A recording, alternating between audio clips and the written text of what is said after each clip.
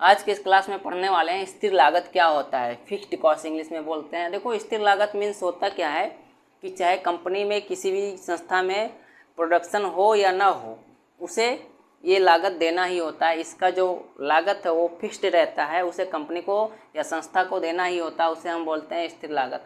देखो, कहते क्या है कि ये ऐसी लागतें हैं, स्थिर लागत क्या है, कैसी लागत है जो उत्पादन की मात्रा में कमी या वृद्धि होने के बाद अप्रभावित होती है। चाहे उत्पादन की मात्रा में कमी हुआ या वृद्धि हुआ, उससे कोई इफेक्ट नहीं पड़ता है, ठीक है, वो अप्रभावित रहती है।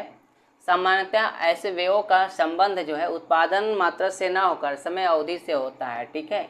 इसका जो संबंध है वो उत्पादन से नहीं होता है बल्कि समय अवधि से होता है। जितने मंथ पे आप वेतन देते हैं, सैलरी देते हैं या रूम का रेंट देते हैं, तो वो क्या होता है, समय के हिसाब से उसको देना होता है। उत्पादन बढ़ने पर प्रति इकाई स्थिर व्यय घटते चले जाते हैं। यदि उत्पादन बढ़ता है तो जिसका प्रति इकाई व्यय है वो घटता चला जाता है, क्योंकि एक और तो लागत स्थिर रहती है और दूसरी ओर जो है उत्पादन बढ़ता है।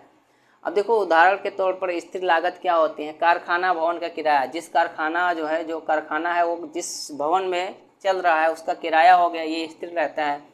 प्रबंध व अन्य कर्मचारियों का वेतन भी स्थिर रहता है कि मंथली इतना सैलरी देना है। मशीन और अन्य संपत्तियों का बीमा व्यय जो है ये भी स्थिर रहता है।